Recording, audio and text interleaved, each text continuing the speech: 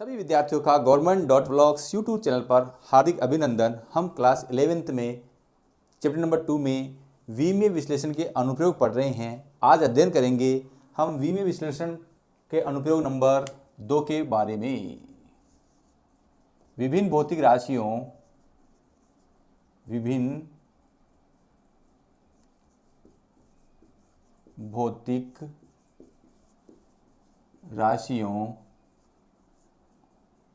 के मध्य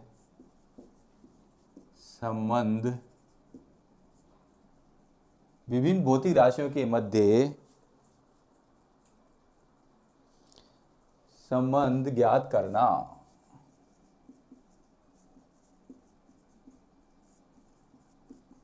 इससे पहले हमने अध्ययन किया था किसी भौतिक राशि को एक मात्रक पद्धति से दूसरी मात्रक पद्धति में बदलना।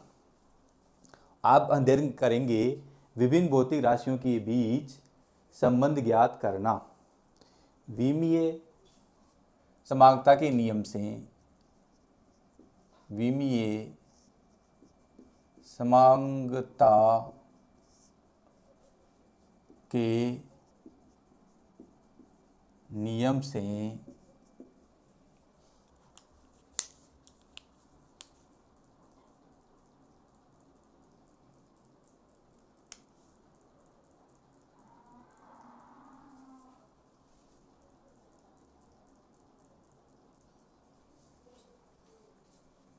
विमीय समांगता के नियम का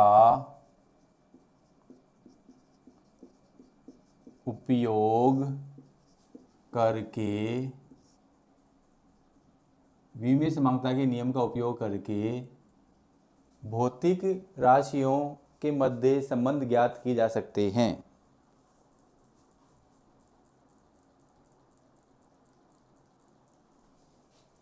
विमीय समांगता के नियम का उपयोग करके भौतिक राशियों के मध्य नए संबंध ज्ञात किए जा सकते हैं। विमीय समांगता के नियम का उपयोग करके भौतिक राशियों के मध्य नए संबंध ज्ञात किए जा सकते हैं। यह एक वर्ड आया है विमीय समांगता। जैसे मानो कि बल है, बल F बराबर m1L1T-2। ये बल F जो विमीय समीकरण होता है वही हमारी विमीय समांगता होती है। यानी कि किसी भौतिक राशि की भौतिक राशि और विमीय सूत्र को बराबर करने पर जो समीकरण आता है वही विमीय समांगता कहलाता है।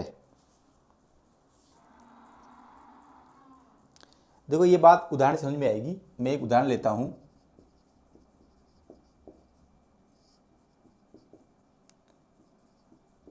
बल द्रव्यमान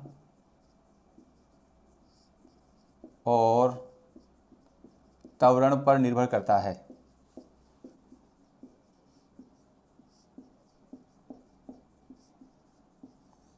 बल द्रव्यमान और त्वरण पर निर्भर करता है तो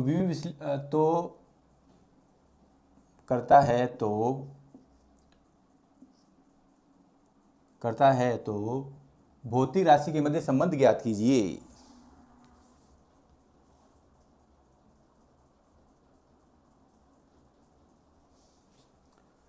बल द्रव्यमान और त्वरण पर निर्भर करता है तो विमीय विश्लेषण द्वारा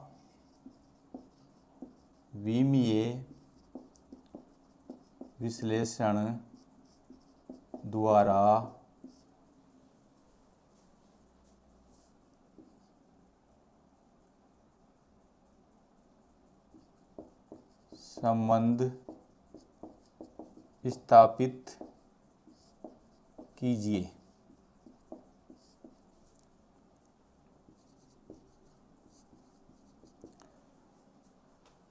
जो बल है वो द्रव्यमान और त्वरण पर निर्भर करता है। बल निर्भर करता है द्रव्यमान पर, बल निर्भर करता है त्वरण पर। तो इन दोनों को मिलाएंगे तो F बराबर क्या आएगा, ma। या मान लो ये यूँ आएगा तो kma आएगा। अब जो kma आएगा तो और अभी हमने देखा है जो विमाहीन नियतांक है, जो विमाहीन नियतांक है के बारे में कोई विशेष जानकारी नहीं मिलती है। तो यहाँ के लगाएं तो भी ठीक है, नियतांक नहीं लगाए तो भी ठीक है, क्योंकि विमाहीन नियतांक के बारे में के विषय में कोई जानकारी नहीं मिलती है। ये जो है विमीय सूत्र की सीमाएं हैं। अब हम ये मान लेते हैं कि यहाँ जो m की घात x है और त्वरण की घात y है। यहाँ आप ऐसे के p क्यों भी मान सकते हैं, कोई दिक्कत नहीं है, ये आप पर डिपेंड करता है। यहाँ आप राम और श्याम भी मान सकते हैं, ये आप पर डिपेंड करता है।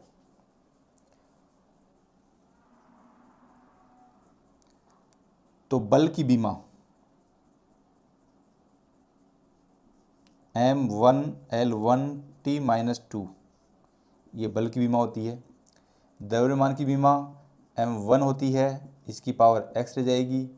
त्वरण की विमा L1T-2 होती है, इसकी पावर y हो जाएगी।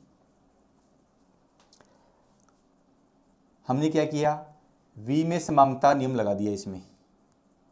ये बल की विमा है, ये द्रव्यमान की विमा है और ये त्वरण की विमा है। अब मान लिया कि द्रव्यमान की घात x है और त्वरण की घात y है।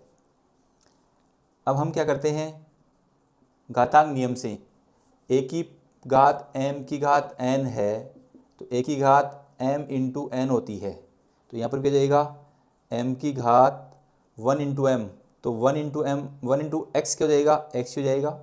यहाँ पर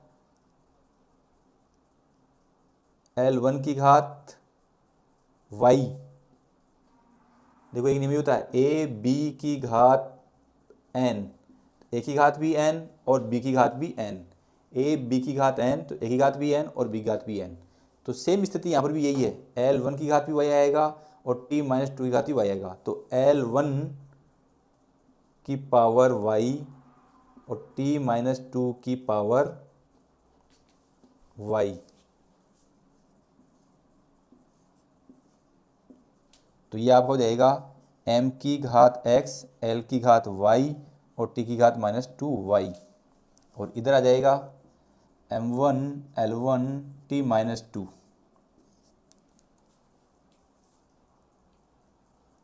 आधार समान है तो विमीय समांगता के नियम से, विमीय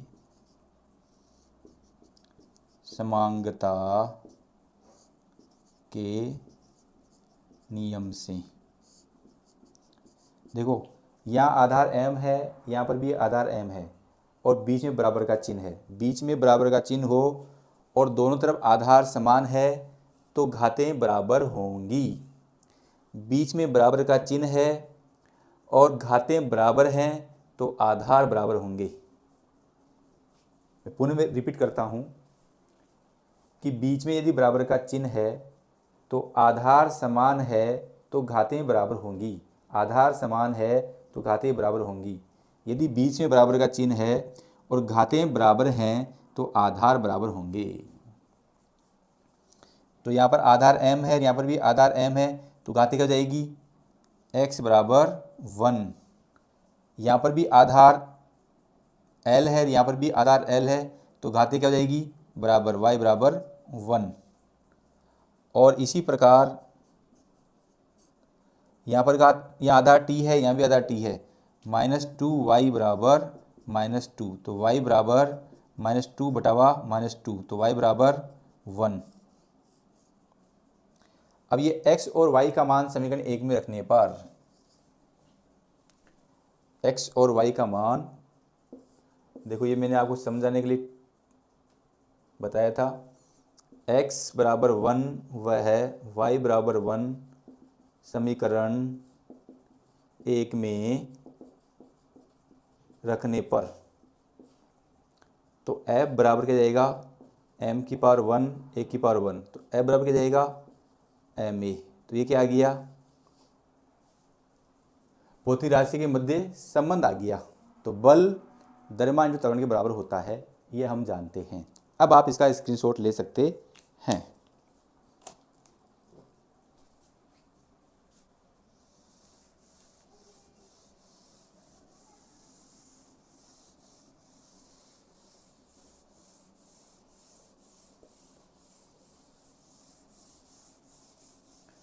और इसको स्पष्ट करने के लिए हम एक उदाहरण और ले लेते हैं।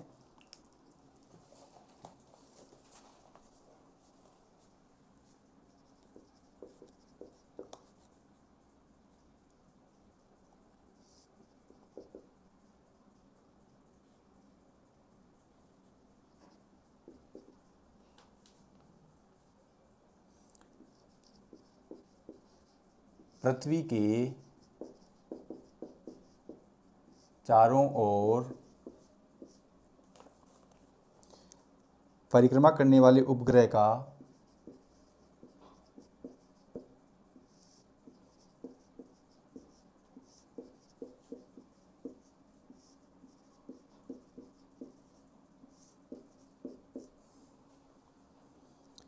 परिभ्रमण काल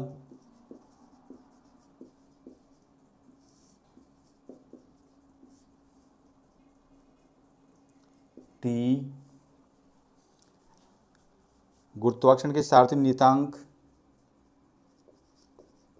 गुरुत्वाकर्षण के सार्वत्रिक नियतांक जी, पृथ्वी के द्रव्यमान एम, पृथ्वी के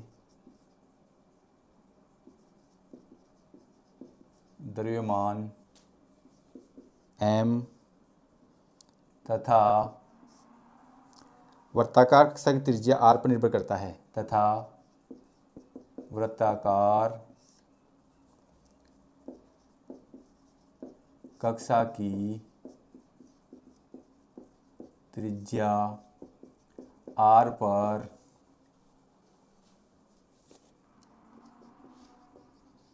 निर्भर करता है। विमीय विश्लेषण विधि से टी के लिए सूत्र व्युत्पन्न कीजिए। विमीय विश्लेषण विधि से टी के लिए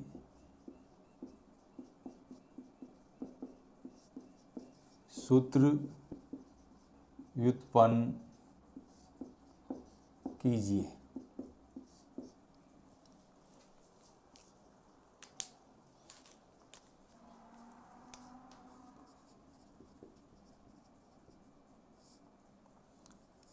प्रश्नानुसार पृथ्वी के चारों ओर परिक्रमा करने वाले उपग्रह का परिभ्रमण काल टी, गुरुत्वाकर्षण के सार्वत्रिक नियतांक जी, पृथ्वी के द्रव्यमान एम और वृत्ताकार त्रिज्या आर पर निर्भर करता है। तो टी इजिकल टू आपका हो जाएगा जी एम आर। अब हमने क्या देखा था, जी की पावर मान लेते हैं x,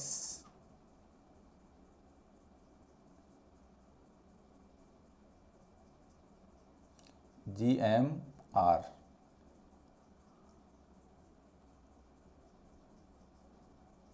जी की पावर मान लेते हैं x, एम की पावर मान लेते हैं y और r की पावर मान लेते हैं z।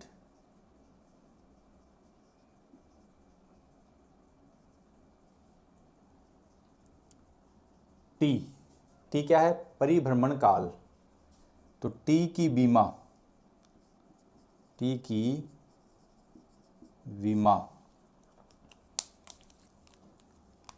क्योंकि टी समय है और समय विमा T1 ही होती है, या इसके हम लिख सकते हैं m की पावर 0, l की पावर 0, t की पावर 1।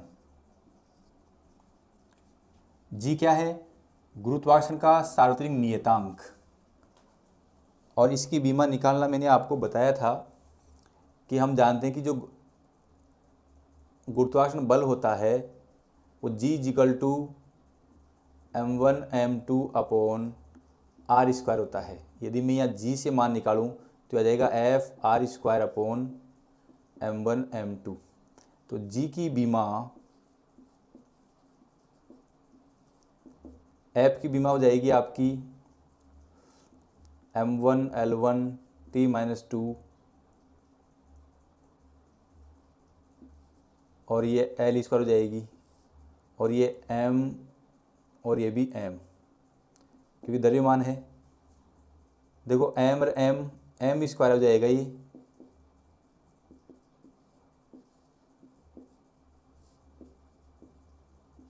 आधार समान है तो ये घात क्या हो जाएगी, ऊपर जाएगी माइनस में हो जाएगी, l की पावर 1 और +2 और t की पावर -2।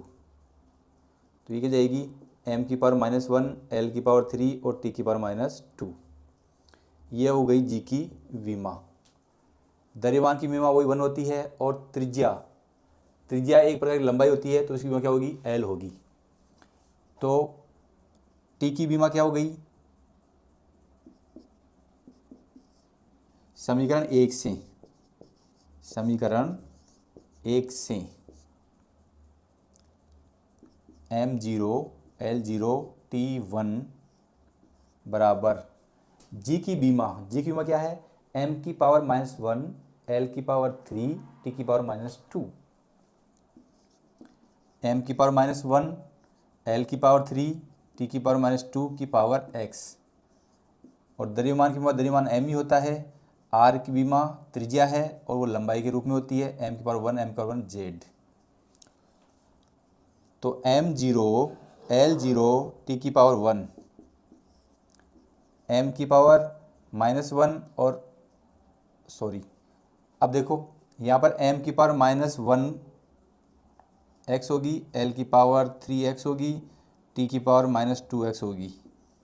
ऐसे ही यहाँ पर m की पावर y और l की पावर z, m की पावर 0, l की पावर 0, t की पावर 1। ये आधार और ये आधार समान है तो घाती हो जाएंगी, जुड़ जाएंगी, -x + y, l की पावर 3x + z और t की पावर -2x ही रहेगी।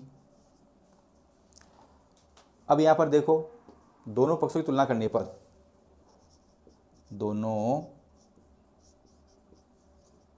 पक्षों की तुलना करने पर यहाँ पर t की पावर -2x है और यहाँ पर t की पावर 1 है, आधार समान है तो घातें बराबर होंगी। तो -2x = 1, तो डेट सिंप्लाइज x = -1/2। यहाँ पर m की पावर -x + y और यहाँ पर m की पावर क्या है, 0। तो y बराबर क्या हो जाएगा, x और x बराबर क्या है, -1/2। इसी प्रकार l की पावर क्या है, 3x + z,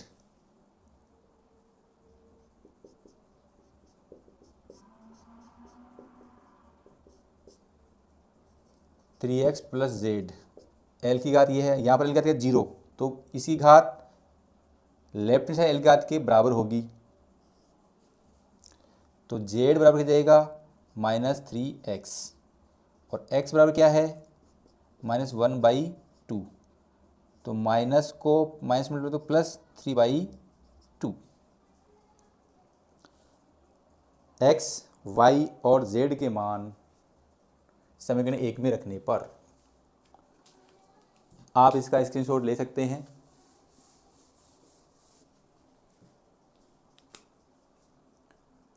x, y व z का मान समीकरण 1 में रखने पर तो t बराबर x का मान g -1/2, y का मान -1/2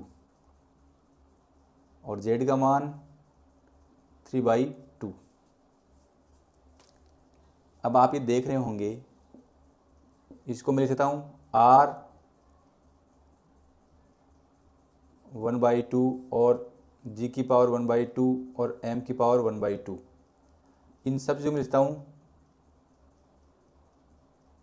अंडर रूट r की पावर 3/gm, r की पावर 3/gm। ये हमारा क्या आ गया, संबंध आ गया। अब आप इसे देख सकते हैं।